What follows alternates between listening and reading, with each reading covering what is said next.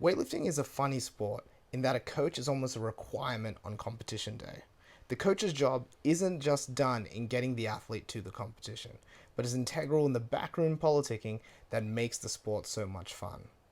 Something rarely talked about though is attempt counting. In this video, I'm going to demonstrate a really simple and effective way to count attempts for yourself or your lifter so you can plan your warm-ups and get onto the stage in the best shape you can. Be aware that backroom politicking can and will move your order of lifting around, so you need to keep an eye on the board for changes.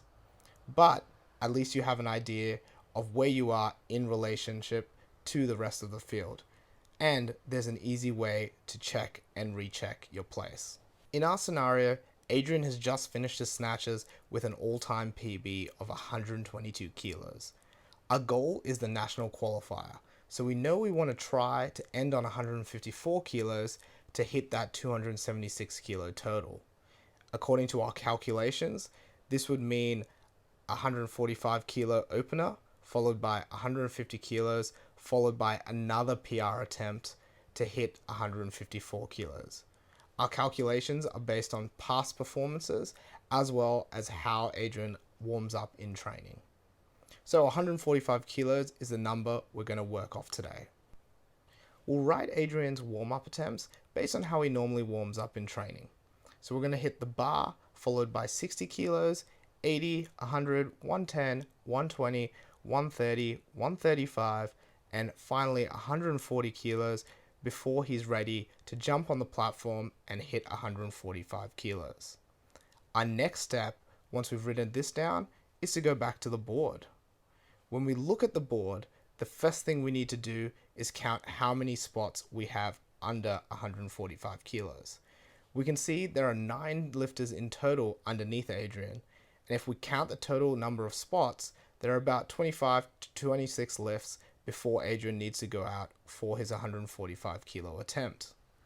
Now all we have to do is input that into our notes sheet by working both forwards and backwards at the same time. The reason we do this is as we start off, it is much easier to count how many lifts have been completed. But as the sheet gets filled out, or as the competition progresses, it's actually easier to count how many lifts have not been completed yet. And having both there helps us count the board and recheck and check as people jockey and politic in the back room. You guys know how you normally warm up, so you know how much rest you need in between attempts. Obviously, as the bar is lighter, so if you're using the empty bar or really light weights, sub 50%, you might only need 30 seconds to a minute to recover. As you're lifting heavier weights though, you might need 2 to 4 minutes, maybe even longer to recover. So you set out your attempts based on that. Adrian's quite fit, so at his heavy weights, he only needs about 2 lifts in between, so that's between 2 and 4 minutes. And at the lighter weights, he only needs about 1 minute, so 1 lift. So all we've done is populated the list upwards, so we go 2, 4, 6, 8, 10. And if you look at the other side of the list, it's counting the opposite way. So we're going all the way down to 23 or 25 lifts, which is our final count. Guys, I hope this has been really helpful. It does help to have a system in place for how to count attempts. And like I said, things change, movements change, but if you have a plan, it's easier to modify than having no plan and just having to wing it the whole way through.